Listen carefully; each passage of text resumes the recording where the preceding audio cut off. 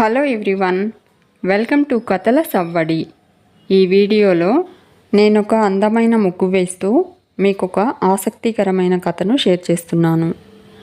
పార్వతి హాల్లో కూర్చుని పేపర్ చదువుతూ ఉన్న ప్రసాదరావు దగ్గరకు కాఫీ తీసుకుని వస్తుంది. ఏమండి, లావణ్య ఫోన్ చేసిందండి.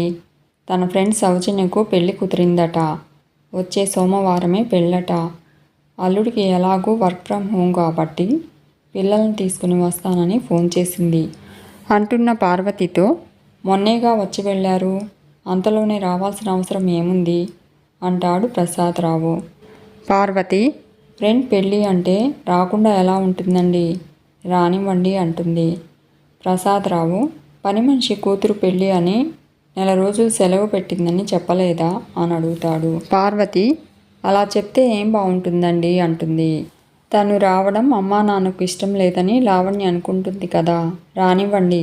వచ్చాక పని మనిషి రావడం లేదని తనకే తెలుస్తుంది కదా అని సర్ది చెప్పేందుకు ప్రయత్నిస్తూ ఉంటుంది పార్వతి. ప్రసాదరావు, నీకు మోకాళ్ళ నొప్పులకు ఫిజియోథెరపీ చేయించుకుంటున్నావు కదా, కనీసం అదైనా చెప్పావా అని నిష్ఠూరంగా అడుగుతాడు. భార్య కష్టపడడమే తప్ప అవతలి వారికి తన బాధ తెలియనివ్వదని ప్రసాదరావు బాధ. పార్వతి సమస్య ఎదుటివారికి చిన్న సమస్యలా అనిపించవచ్చు, కానీ పార్వతికి మాత్రం అది పెద్ద సమస్య. దీనికి ఎప్పటికైనా పరిష్కారం దొరుకుతుందా అని ప్రసాదరావు ఆలోచిస్తూ ఉంటాడు. ఆమెను చూస్తూ ఉంటే ప్రసాదరావుకు జాలి వేస్తుంది. ఆమెకు త్వరలోనే 70 ఏళ్ళు రాబోతూ ఉంటాయి. తనకు ఆమెకు 2 ఏళ్ళు మాత్రమే తేడా. 45 ఏళ్ల తమ వైవాహిక జీవితంలో ఆమె ఏనాడు సుఖపడలేదు. తమది రైతు కుటుంబం కావడంతో తను పొలం సాగు చేస్తూ ఉంటే పార్వతి కూడా ప్రసాదరావుకి పొలం పనుల్లో సాయం చేసేది. ఇక కూతురు, అల్లుడు, మనమడు, మనమరాలు ప్రసాదరావు ఇంటికి వస్తారు.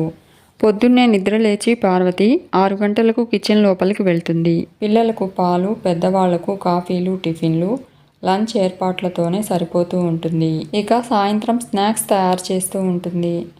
పార్వతి అల్లుడు బ్రేక్ఫాస్ట్ చేసి తన రూమ్ లోపలికి వెళ్తే లాగిన్ అయ్యి భోజనాలకు తప్ప బయటకు రాడు.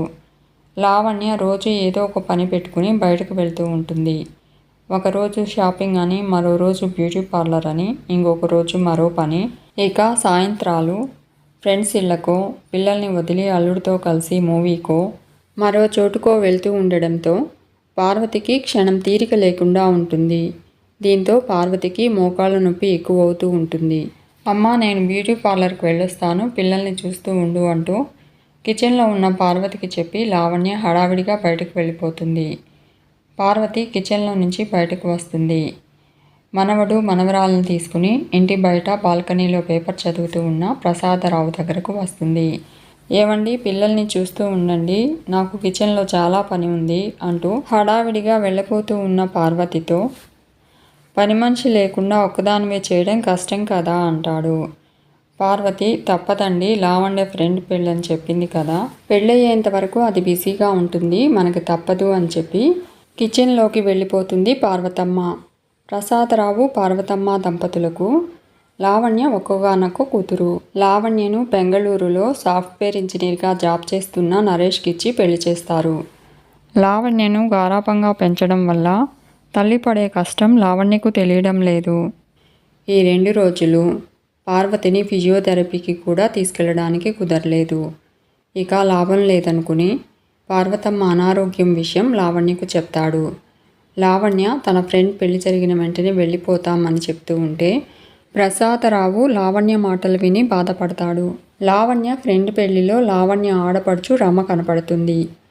లావణ్య అత్తగారు స్పాండిలైటిస్తో బాధపడుతుందని చెప్పడంతో నరేష్, లావణ్య పిల్లలను తీసుకుని తమ ఊరికి బయలుదేరుతారు. అత్తగారింటి దగ్గర వంట మనిషి సెలవు పెట్టడంతో వంట పని లావణ్య చేస్తుంది. తెల్లవారి పని మనిషి కూడా రాకపోవడంతో లావణ్యకు ఇంటి పని, వంట పనితోనే సరిపోతుంది. పైగా అత్తగారిని పరామర్శించడానికి వస్తున్న బంధువులకు కాఫీలు, టీలు ఇస్తూ క్షణం తీరిక లేకుండా ఉంటుంది.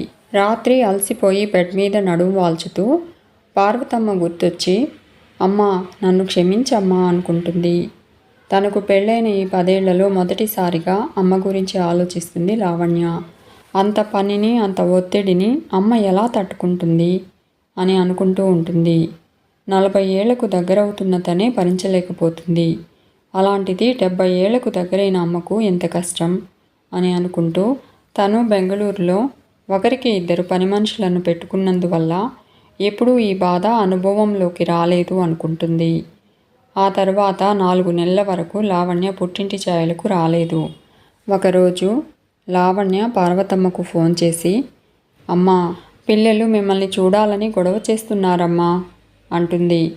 పార్వతమ్మ, సెలవులు చూసుకుని పిల్లల్ని తీసుకుండండమ్మా అని మనస్ఫూర్తిగా పిలుస్తుంది. లావణ్య, వద్దమ్మా, మీరే బెంగళూరు రండి. నువ్వు అక్కడ పని చేసుకుని అలసిపోయి ఉంటావు. ఇక్కడ మంచి ఫిజియోథెరపిస్ట్ని ఇంటికి వచ్చి చేసి వెళ్ళే ఏర్పాటు చేశాను అంటుంది. ఇన్నాళ్ళు నేను నా పుట్టింటికి వచ్చేదానిని. ఇక నుంచి మా ఇల్లే మీకు పుట్టిల్లు, కాదనకండి అంటుంది లావణ్య.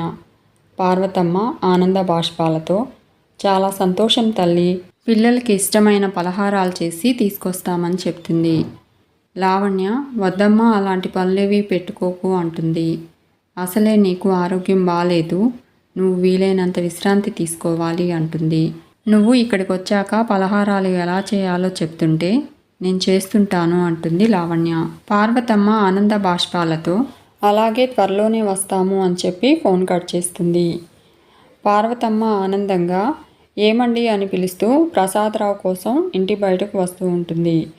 ఇంటి బయట మొక్కలకు నీళ్లు పడుతూ ఉన్న ప్రసాదరావు పట్టరాని సంతోషంతో తన దగ్గరకు వస్తూ ఉన్న పార్వతమ్మను ఆశ్చర్యంగా చూస్తూ ఉంటాడు. మీకు ఈ వీడియో నచ్చితే లైక్ చేయండి, షేర్ చేయండి, తప్పకుండా సబ్స్క్రైబ్ చేసుకోండి. Thanks for watching.